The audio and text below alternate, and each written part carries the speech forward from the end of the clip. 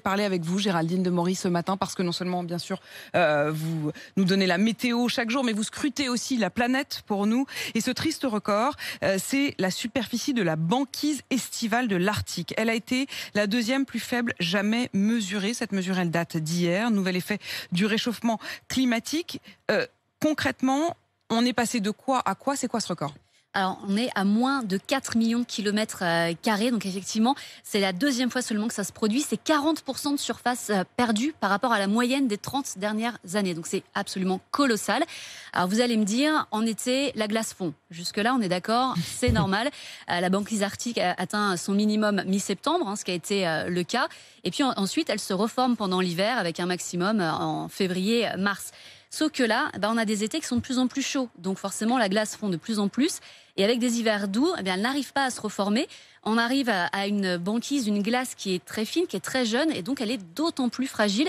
Et c'est vraiment un cercle vicieux parce que plus la glace fond, plus moins les rayons du soleil sont reflétés, plus au contraire ils sont absorbés par les océans.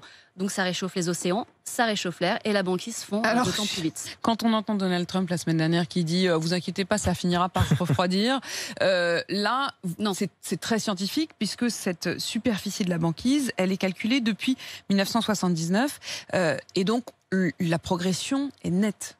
Elle est très nette. Eh bien, il faut voir que sur les 14 dernières années, elles ont été les moins englacées. Et ça, on peut le dire parce que, on a les mesures précises depuis 1979, mais on a une petite idée de ce qui se passait aussi avant. Et c'est du jamais vu depuis 1000 ans. En tout cas, c'est ce qu'on estime. 1000 ans. Donc, c'est absolument colossal. Il faut voir que l'autre conséquence aussi, c'est la hausse du niveau des océans. Alors, pas directement parce que la glace fond, mais parce que je vous le disais, l'océan se réchauffe. Et quand l'eau se réchauffe, elle se dilate. Et donc, ça fait une hausse des océans avec forcément de très grosses conséquences.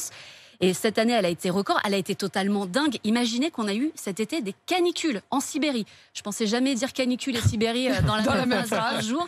On a frôlé les 40 degrés, pour vous donner une petite idée. Il y a eu des feux de forêt massifs, là aussi complètement inhabituels dans cette région.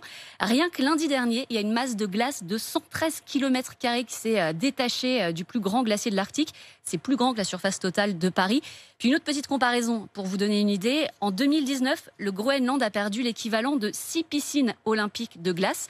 6 piscines olympiques de glace à chaque seconde. C'était évidemment un record.